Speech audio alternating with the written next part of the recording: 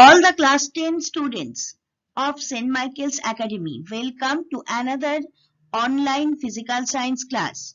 Today I am continuing current electricity. So let's start.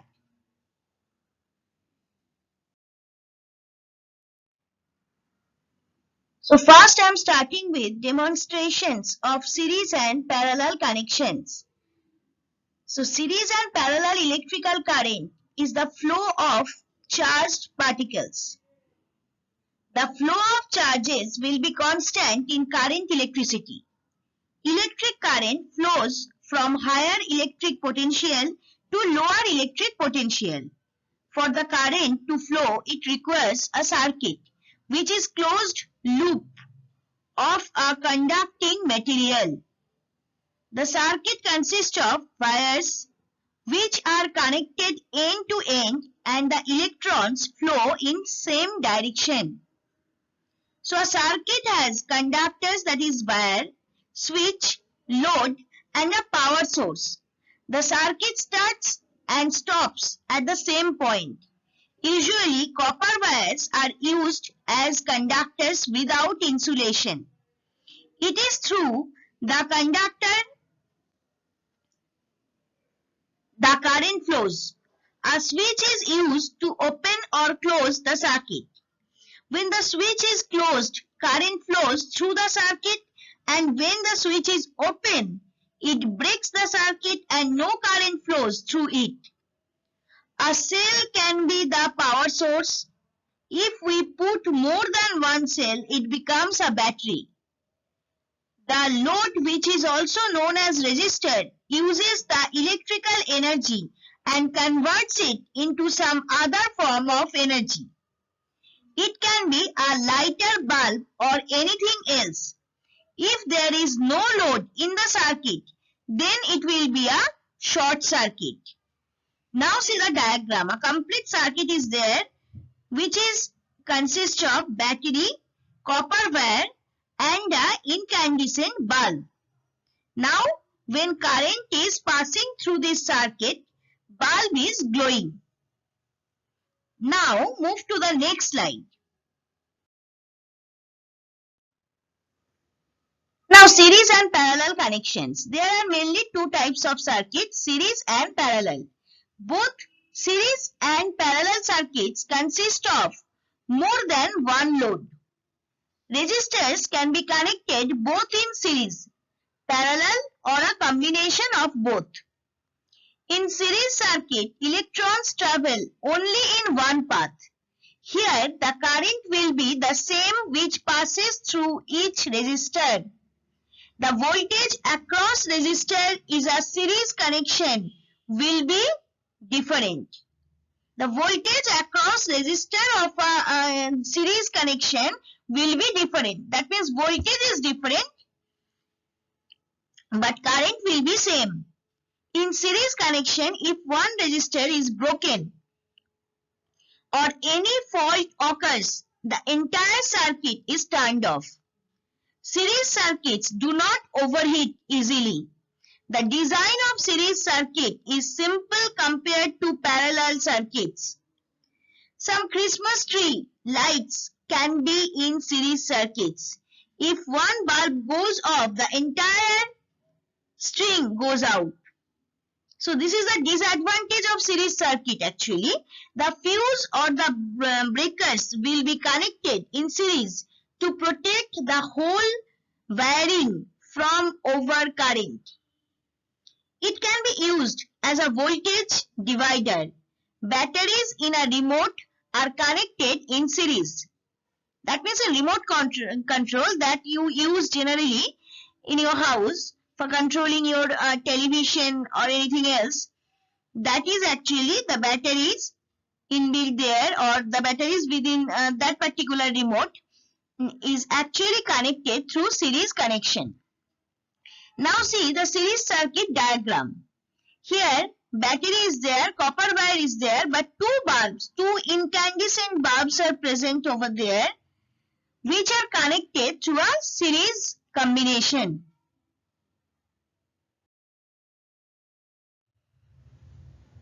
Now Now, in parallel circuit, electrons travel through many branches in it. In this case, the voltage remains the same across each resistors in the circuit. Here, the current in the circuit is divided among each branches and finally recombines when the branches meet at a common point. So, it is completely opposite of series combination. Here, I is being divided, but voltage is same.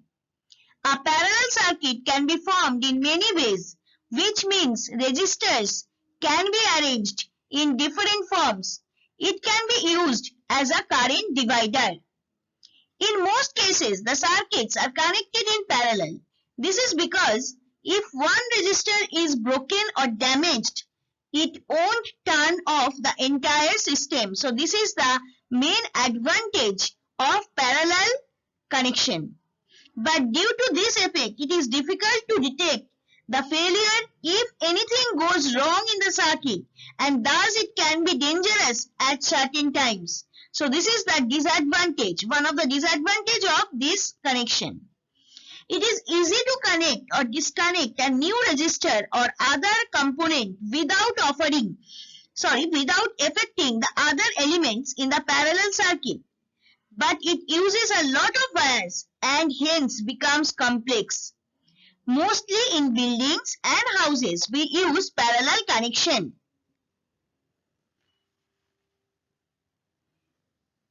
So now, to show the role of resistance in controlling current in an electrical circuit, we use generally dry cell, that is battery, key and torch bulbs. Key means switch. So, in the three circuits, the change in the brightness of light of the bulbs with changes in the resistance of the circuit. A torch bulb is actually a high resistance coil of wire. A bulb glows more brightly when larger current passes through it. When current I is passed through the bulb, it glows brightly in the first figure. That means in a normal connection. So, in two bulbs, if two bulbs are connected in series, that means in second diagram, that is resistance of the circuit becomes double and the current through each bulb becomes I by 2 and each bulb glows less brightly. So, in series combination, the bulb glows less brightly. Now, in this, that means in parallel connection, two bulbs are connected in parallel. Here I have shown three bulbs. So here three bulbs are connected in parallel. So total resistance of the circuit would be half of the first case and thus main current would be 2I. Means current will be double in case of parallel combination, whereas resistance will be half. Equivalent resistance will be half. So this current is equally divided through each bulb and so each bulb glows again as brightly as in the first case. So that means in parallel combination, bulb glows more brighter than a series combination or connection. Now, heating effect of electric current. When electric current is supplied to a purely resistive conductor, the energy of electric current is dissipated entirely in the form of heat and as a result, resistor gets heated. That means the total energy of electric current will be completely converted into heat energy. The heating of resistor because of dissipation of electrical energy is commonly known as heating effect of electric current. Now see the diagram. Bulb is glowing due to this electric current flow through a circuit. So when electric current is passed through an electric bulb or electric heater, heat is produced in them. Thus, electrical energy is converted into heat energy.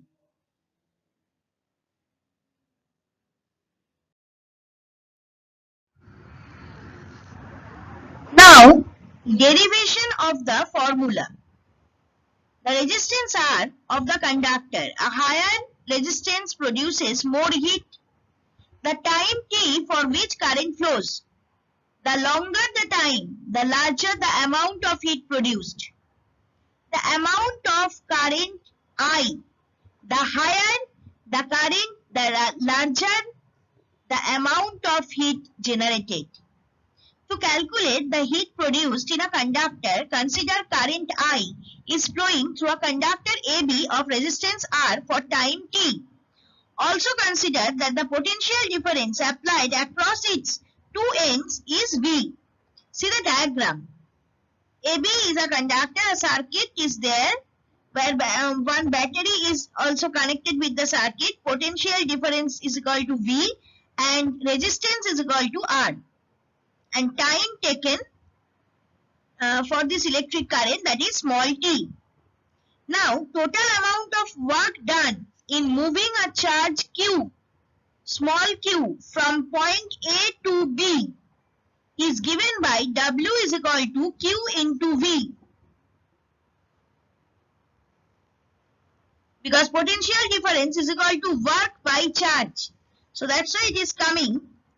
Work is equal to charge into potential difference. Now we know that charge is equal to current into time also. So Q is equal to I into T. V is equal to I into R from Ohm's law. So putting the values of Q and V, we get W is equal to I into T into I into R. That means I square RT. W is equal to I square RT. I'm just simply putting the value of Q and V. Now, assuming that all the work done is converted into heat, energy, we can replace symbol of work done with that of heat produced. That means here W is equal to H. So H is equal to I square RT. Now, H is equal to I square RT joule, or H is equal to, you can write V square T by R. From where it is coming? We are putting the value of I from Ohm's law. Joule, and H is equal to I square RT by J calorie. If we want to convert this into CGS system calorie, so that we can say H is equal to I square RT by J calorie. J for joule, capital J. And H is equal to V square T by JR calorie. In these expressions, when V is in volt, I is in ampere, R in ohm, and T in second, then heat produced H is in joule.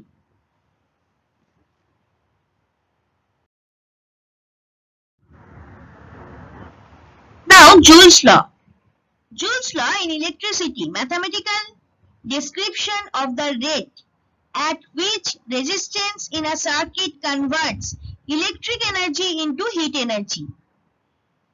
The English physicist James Prescott Joule discovered in 1840 that the amount of heat per second that develops in a wire carrying a current is proportional to the electrical resistance of the wire and the square of the current. He determined that the heat evolved per second is equivalent to the electric power absorbed or the power loss. So based on the amount of heat produced due to electric current as found in the previous slide, Joule stated three laws. So first law of Joule is the amount of heat produced in a conductor in a given interval of time is proportional to the square of the current passed. So that you can say mathematical expression H varies as I square when R and T are constant. Now second law of Joule, the amount of heat produced in a conductor by a given current in a given time is proportional to the resistance of the conductor. That is, H varies as R when I and T are constant. And number 3, The amount of heat produced in a given conductor by a given current is proportional to the time for which the current passes. That is, H varies as T when I and R are constant. Now combining from joint variation we will get H varies as I square RT. So that H is equal to K into I square RT, because due to variation sign we have to take an equal to sign. That means for this equal to sign we have to take a constant. That constant is K. So K is a constant. H is equal to 1 by J I square RT, where K is equal to 1 by J for Joule. So H is equal to 1 by 4.2, because this is a value. You know that it's a value of J. So H is equal to 1 by 4.2 I square RT. So that you can say ultimately H is equal to 0.24 I square RT, and that is only the combined Joule's law.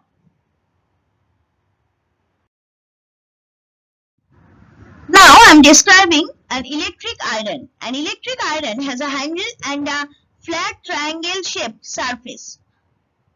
Electricity makes the flat surface hot. A hot iron is rubbed on clothes to make them flat and smooth. They are named clothes irons because they used to be made out of the metal iron. Cloth is made from lots of small strings. So mechanism of this electric iron. The electric irons that we use to press the creases out of our garments contain a thermostat. That means within the structure of the iron there is a thermostat which ensures that the iron doesn't get too hot if it's kept switched on and left unattended for a long period of time. Let's take a look at exactly how the mechanism works. An electric iron relies on a basic combination of heat and pressure to remove creases from clothes. When an electric current is passed through a coil or any other heating element present in the iron, it gets very hot. This heat is then transferred to the base plate, that is the smooth flat surface that you place against clothes while ironing, through conduction, which elegantly and precisely irons your clothes. However, if the iron is continuously drawing electricity from the power supply, the heating element continues getting hotter. This causes a lot of energy wastage, as an iron consumes a lot of electricity even in a few minutes, ruins your clothes, and in the worst cases causes nasty and potentially dangerous accidents. See the diagram? The external structure of an electric iron is there and the internal structure, that is mechanism, is there. In the mechanism there is a bilateral strips are there. Actually when it is heated it will be bended. In thermal expansion chapter already you have read this. So in an electric iron, a thin but long wire of nichrome is kept, generally coiled and sandwiched between two sheets of mica. This is called heating element of the iron. The element is kept inside two iron plates and the heating element is kept insulated from the external body of the iron. On passing current through the element, it gets heated and the iron in turn becomes hot. Resistivity and melting point of nichrome is very high, so it is used in an electric iron.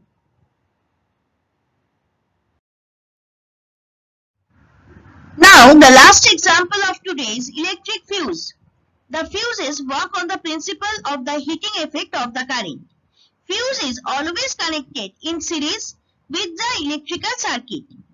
When the excessive current or heat is generated due to heavy current flows in the circuit, the fuse melts down due to the low melting point of the element and it opens the circuit. So what is the working principle of electric fuse?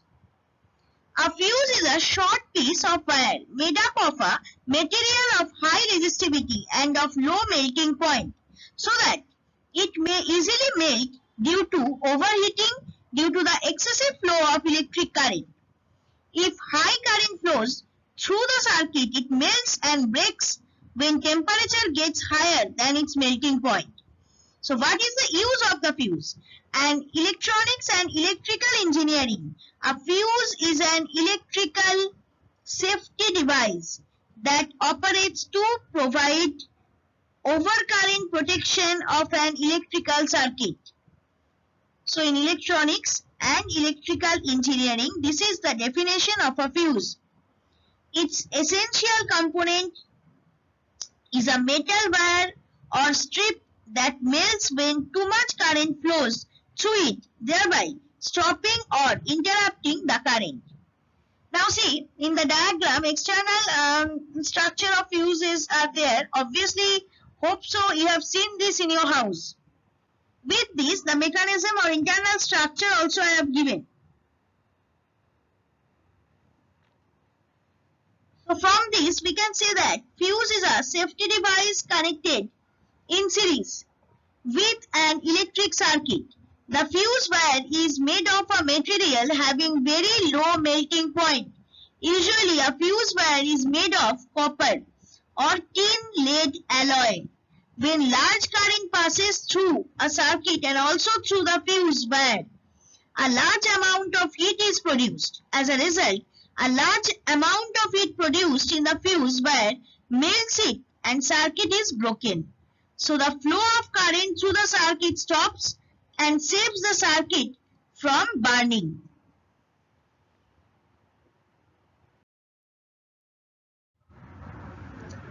Thank you, students. For any doubts or queries, please email me at sudeshna1.sma@outlook.com. Please take this chapter seriously and read it thoroughly and relate it to my slides and go through the slides properly and send me your doubts or any queries. I want to answer your doubts or queries.